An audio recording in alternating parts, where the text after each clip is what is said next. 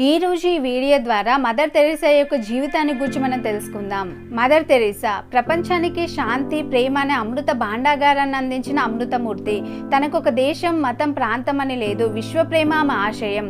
Mother Teresa అసలు పేరు అగాస్ గోంక్ష బోజక్షు. 1910 August 27వ తేదీన యుగస్లేవియాలోని స్లోప్లో జన్మించింది. ఆమె తల్లి పేరు డ్రానా ఫిల్టా బెరానీ. ఆమె తండ్రి పేరు నికోలా బోజక్షు. ఆమెకు ఒక సోదరుడు, ఒక సోదరి కూడా ఉన్నారు. తండ్రి బిల్డింగ్ కాంట్రాక్టరు. ఆయన ఎప్పుడు చూసినా వ్యాపార లావాదేవీలతో బిజీగా ఉండడం వలన పిల్లల ఆలనాపాలన చూసే బాధ్యతలు తల్లి బెరానీనే చూసుకునేది. ఆమెకు దైవభక్తి, జాలి, కరుణ ఎక్కువగా ఉండేవి. దాన ధర్మాలు, దీనులను ఆదుకోవడం, దైవధ్యానం వంటి లక్షణాలు తల్లి కారణంగానే అగాస్ కలవడ్డాయి. అలాగే తండ్రిలోని స్వతంత్ర భావాలు, ధైర్య సాహసాలు కూడా చిన్నతనం నుండి ఆమెకు తెలియకుండానే స్థానం సంపాదించుకున్నాయి. అన్యాయాలను, అధర్మాలను ఎదుర్కోవడం, తప్పు చేయనప్పుడు తల వంచకుండా మనసులోని అభిప్రాయాలను వెల్లడించడం వంటి లక్షణాలు తండ్రి నుండి నేర్చుకుంది. ఇలా తల్లిదండ్రులు ఆమెకు స్ఫూర్తికారులయ్యారు. పసితనం నుండే పెద్దతనం ప్రదర్శిస్తూ తలపండిన దానిలా వ్యవహరించి ఆమెను చూసి అందరూ నానా లోకి అని పిలిచేవారు. నానా అంటే తల్లి, లోకి అంటే ఆత్మ అని అర్థం. అగాస్ చిన్నతనం నుండే శుచి శుభ్రతకు ప్రాధాన్యత ఇచ్చేది. కడిగిన ముత్యంలా, తెల్లని మల్లెలా ఉండే ఆమెను చూసి గోంజా అని మిత్రులంతా కామెంట్ చేసేవారు. గోంజా అంటే అర్థం పువ్వు, మొగ్గ అని. అగాస్ 9 ఏళ్ల వయసులో ఆమె తండ్రి కొందరు దుర్మార్గుల బారిన పడి మరణించారు. ఆపద కాలంలో బంధువులు ఎవరు ఆదుకోకపోగా వారి ఆస్తులను కాజేసి వారిని నడి రోడ్డుపైకి త్రోసేయగా తల్లి బెరానీ ఎంతో ధైర్యంతో, ఆత్మస్థైర్యంతో నిలబడి పిల్లలను కంటిరెప్పలా కాపాడుకుంది. ఒక తల్లిలా మాత్రమే కాకుండా ఒక గురువులా, ఒక స్నేహితురాల్లాగా పిల్లలను పెంచి పెద్ద చేసింది. పుస్తకాలతో పాటు ప్రపంచాన్ని కూడా చదవడం నేర్పించింది. తన ఒడిని బడిగాను, గుడిగాను మార్చింది. తన ఇంటిని అన్నార్థులకు, అభాగ్యులకు సేద తీర్చే చలివేంద్రంలా మార్చింది. తల్లిని అణువణువు పరిశీలిస్తూ ప్రతి విషయంలోనూ ఆమెను అనుసరిస్తూ ఎదిగిన అగాస్ ఆ తర్వాత కాలంలో ప్రపంచానికే తల్లిగా మారింది. ప్రభుత్వ పాఠశాలలో చదువును కొనసాగించిన అగాస్ తాను చదువుతూనే తనకంటే చిన్నవారికి పాఠాలు చెప్తుండేది. పుస్తకాలంటే ఎంతో ఆసక్తి కనపరిచేది. ఒక్క నిమిషం ఖాళీ దొరికిన వృధా చేయకుండా ఆ సమయాన్ని చదువుకోవడానికో, ప్రార్థన చేయడానికో వినియోగించేది. ఆకలిగొన్న వారికి అన్నం పెడదాము, బట్టలు లేని భగవంతునికి బట్టలు ఇద్దాము, ఆర్తితో పిలిచే భగవానునికి సేవ చేద్దామంటూ దుఃఖ పీడితులను, రోగ బాధితులను అన్నం కోసం అలమటించే వారిలో దైవాన్ని చూడగలిగిన మహనీయురాలు మదర్ తెరీసా. ఆమె 4 ఏళ్ల వయసులో ఉండగా మొదటి ప్రపంచ యుద్ధం వచ్చింది. యుద్ధం కారణంగా ప్రజలు పడుతున్న బాధలు, క్షతగాత్రుల రోదనలు, వేదనలు గమనించి ఎంతగానో కుమిలిపోయింది. వారి కన్నీళ్లను తుడిచేందుకు తాను ఏమి చేయగలనని ఎంతగానో ఆలోచించి పరితపించేది. తన చుట్టూ ఉన్న సమాజంలోని బాధలు, కష్టాలు గమనిస్తున్న అగాస్ హృదయంలో నన్గ మారాలన్న ఆలోచన 12 ఏళ్ల ప్రాయంలోనే పురుడు పోసుకుంది. కానీ వయసు సరిపోకపోవడంతో ఆ ప్రయత్నాన్ని కొంతకాలానికి వాయిదా వేసుకోవాల్సి వచ్చింది. యుగస్లేవియాకు చెందిన జెసూట్ భారతదేశానికి సువార్త ప్రచారం కోసం వచ్చి కలకత్తా నగరంలో నిరుపేదలకు సేవ చేస్తున్న విషయం అగాస్ దృష్టికి వచ్చింది. వారిలాగే తన జీవితాన్ని కూడా మానవ సేవకు సమర్పించాలని, నన్గ మారాలని నిర్ణయించుకుంది. 18 ఏళ్ల వయసులో 1928 సెప్టెంబర్లో ఐర్లాండ్లోని డబ్లిన్ లారెడ్ బి సేవా కేంద్రంలో చేరింది. తను నన్గా మారాలంటే ఏదో ఒక మిషనరీ సంస్థలో చేరాలని నిర్ణయించుకొని ఎక్కడెక్కడ మిషనరీ సంస్థలు ఉండేవో వాటి గురించి ఆరా తీయడం, వాటి అడ్రస్లు సేకరించడం ప్రారంభించింది. ఆ నేపథ్యంలోనే భారతదేశంలోని భయంకరమైన కరువు కాటకాలను, దారిద్ర్యాన్ని, పేదలను కబలిస్తున్న రోగాల గురించి విని వివరాలు తెలుసుకొని ఎంతగానో కదిలిపోయింది. తను ఎక్కడ సేవ చేయాలో తను నిర్ణయించుకుంది. అదే భారతదేశం. భారతదేశంలోని దీనులందరికీ తల్లిగా మారాలని తనకు తాను ఒక బాధ్యత నిర్దేశించుకుంది. అయితే భారతదేశానికి వెళ్ళడం ఎలా, అక్కడ తన సేవా కార్యక్రమాలకు శ్రీకారం చుట్టడం ఎలా అని ఆలోచిస్తున్న ఆమెకు విదేశీ మిషనరీ ప్రవక్త తారసపడ్డాడు. అతనితో తన మనసులోని మాటలను తెలిపి సలహా అడిగింది. బెంగాల్లో ఒక మిషనరీ ఉందని, ముందుగా ఐర్లాండ్ కు వెళ్లి అక్కడ శిక్షణ తీసుకుంటే వారి ద్వారా భారతదేశానికి వెళ్లే మార్గం ఏర్పడుతుందని ఆ మిషనరీ ప్రవక్త తెలిపాడు. అగాస్ తన తల్లితో తన నిర్ణయం తెలిపి ఆశీర్వదించమని కోరింది. ఆ మాటలు విన్న తల్లి షాక్ అయింది, ఎంతగానో బాధపడింది. మొదటిగా అనుమతించడానికి ఆ తల్లి హృదయం ససమీర అంది. కానీ తన బిడ్డ మానవ సేవే మాధవ సేవగా ఎంచుకొని తద్వారా ప్రభువునకు తన జీవితాన్ని అంకితం చేయబోతుందని గ్రహించి నిండు మనసుతో దీవించి సాగనంపింది. అగాస్ తన తల్లిని చూడడం అదే చివరిసారి. తల్లి నుండి సెలవు తీసుకుంటున్న ఆ బిడ్డను చూసి నింగి నీల, గాలి వెలుతురు కన్నీరు పెట్టుకున్న గడియ అది.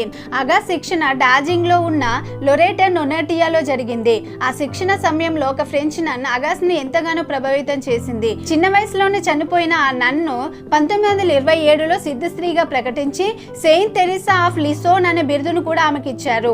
ఆమె ప్రార్థన కారణంగా పరిపూర్ణతను స్ఫూర్తిని పొందినట్లు భావించిన అగాస్ తన పేరును మార్చుకొని ఆ సిద్ధస్త్రీ పేరును తన పేరుగా పెట్టుకోవాలని నిర్ణయించుకుంది. అప్పటి నుండి అగాస్ అనే ఆమె అసలు పేరును తెరీసాగా మార్చుకుంది. తాను అనుకున్న లక్ష్యం ఒకటి, చేస్తున్న ఉద్యోగం మరొకటి. ఇవి మదర్ తెరీసాను ఉక్కిరి బిక్కిరి చేశాయి. తాను అనుకున్న దారిలో ఎందుకు నడవలేకపోతుందో అని అనుక్షణం మదన పడేది. ఇల్లు వదిలి బయటకు వచ్చిన ఆ మాతృమూర్తి తాను చేరాల్సిన గమ్యం వైపు దృష్టి సారించాల్సిన సమయం ఆసన్నమైందని గ్రహించింది. అందుకే దీనులకు సేవ చేయాలనే తన తపన వైపునకు పరుగులు పెట్టింది. డార్జిలింగ్ లో శిక్షణ పూర్తయిన తర్వాత ఆమెను కలకత్తాలోని సెయింట్ మేరీ స్కూల్ కు టీచర్ గా పంపించారు.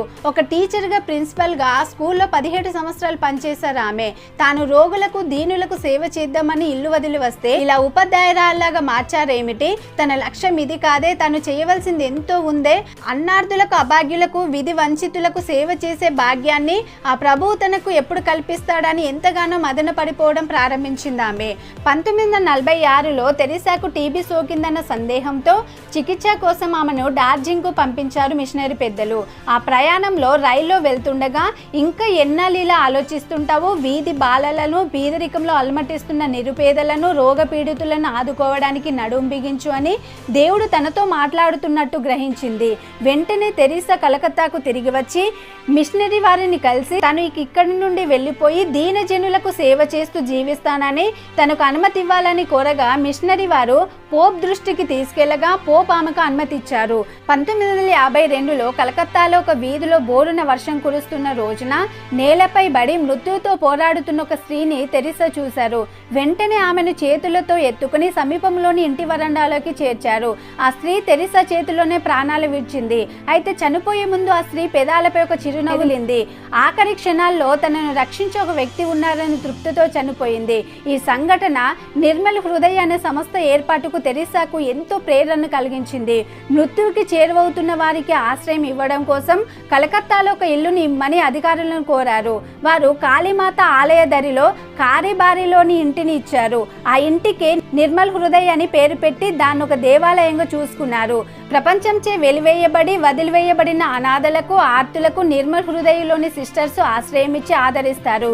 విడిచిపెట్టబడిన దిక్కులేని పిల్లలకు తెరీసా నిర్మల్ శిశుభవన్ను స్థాపించారు. కొన్ని సంవత్సరాల క్రితం ఆగ్రాలో బాలల శరణాలయాన్ని స్థాపించినప్పుడు 50,000 అవసరమయ్యాయి. అదే సమయంలో మెగాసేసే అవార్డుకు మదర్ తెరీసాను ఎంపిక చేసినట్లు తెరీసాకు ఫోన్లో సమాచారం అందింది.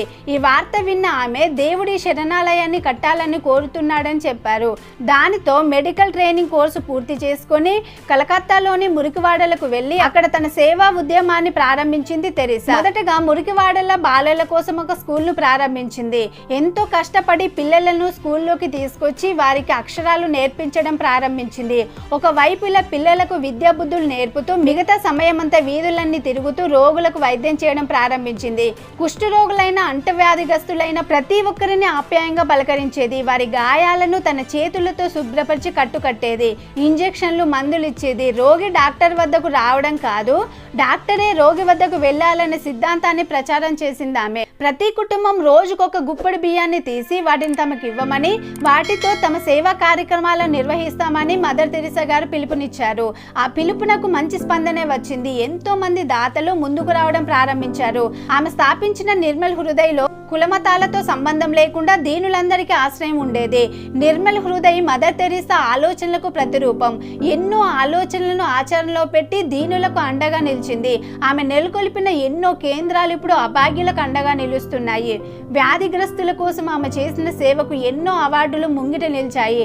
ప్రపంచం మొత్తం మదర్ తెరీసాను అవార్డులతో సన్మానించింది. నిర్మల్ హృదయకి వెళ్లిన వారు ఎవరైనా సరే అక్కడ పరిసరాలను చూసి, అక్కడున్న ప్రమాదకరమైన రోగుల ఆకారాల స్థితిగతులను చూసి మొదట ఒక క్షణం కూడా అక్కడ ఉండడానికి సాహసించడు. ఒక విధమైన రోత, భయం, అసహ్యం కలుగుతాయి. కానీ అక్కడ సిస్టర్లు తెరీసా చేసే సేవను చూస్తుంటే మాత్రం అంతా మర్చిపోయి దానినో దేవాలయంగా భావించడం మొదలు పెడతారు. అలా మాతృమూర్తి కుష్ఠవ్యాధిగ్రస్తుల కోసం ప్రేమ్ నివాస్ పేరిట ఎన్నో కేంద్రాలు స్థాపించింది. మదర్ తెరీసాకు ప్రేమే దైవం, సేవను నమ్ముకుంది. కుష్ఠరోగుల కోసం మదర్ తెరిసా ప్రేమ్ నివాస్ అన్న ఆశ్రమాన్ని కలకత్తాకు సమీపంలో స్థాపించారు. కలకత్తాకు 200 కిలోమీటర్ల దూరంలో 30 ఎకరాల్లో కుష్ఠరోగుల కోసం శాంతినగర్ను నిర్మించారు. 450కి పైగా విద్యా సంస్థల్లో 400 సంచార ఆసుపత్రులను 100 పోషకాహార కేంద్రాలు నడుపుతున్నారు.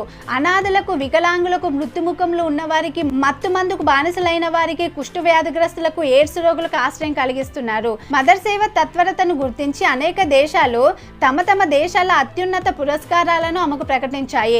1962 జనవరి 26న భారత ప్రభుత్వం ఆమెకు పద్మశ్రీ అవార్డును ప్రకటించింది. భారతదేశం తమ దేశం కాని వారికి అంటే విదేశీయులకు అవార్డు ప్రకటించడం ఇదే మొదటిసారి. ఆ తర్వాత కొద్ది నెలలకే రామన్ మెగసెసే అవార్డు వచ్చింది.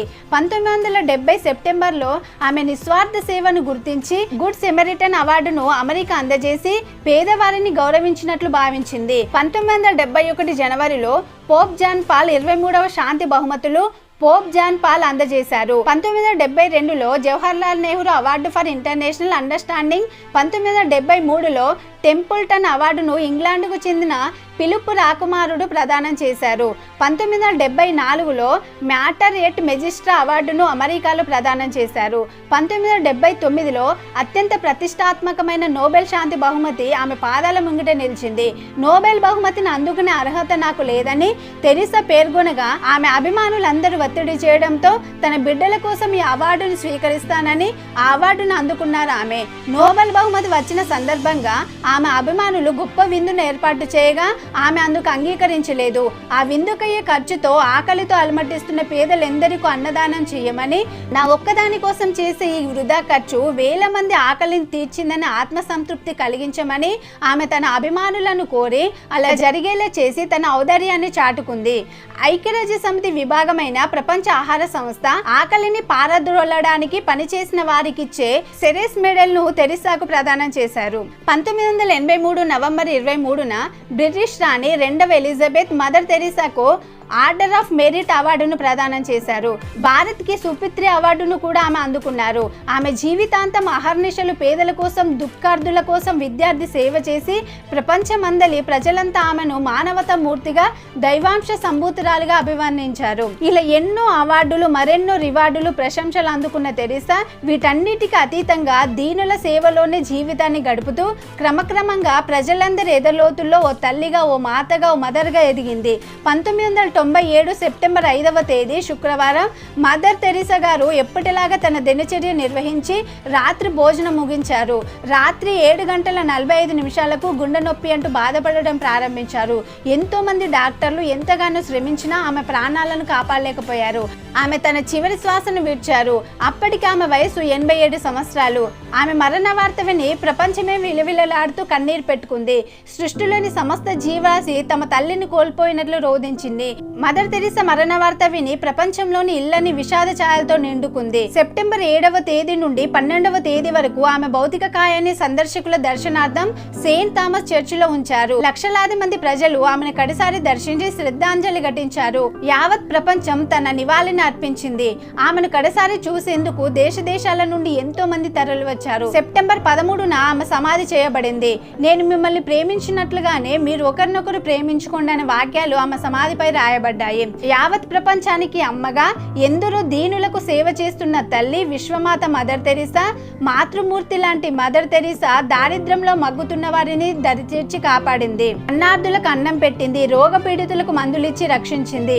మరణశయ్యపై ఉన్న వారికి నువ్వు దైవ సన్నిధికి వెళ్తున్నావు, దిగులు పడకు, బాధపడకు, ప్రశాంతంగా ఉండని ధైర్యం చెప్పింది. ఒక్క మాటలో చెప్పాలంటే అమ్మలకే అమ్మ మదర్ తెరిసా. మనం కూడా ఆమె నడిచిన చూపునకు మార్గాన్ని మాదిరికరంగా ప్రపంచానికి కనపరుద్దాం.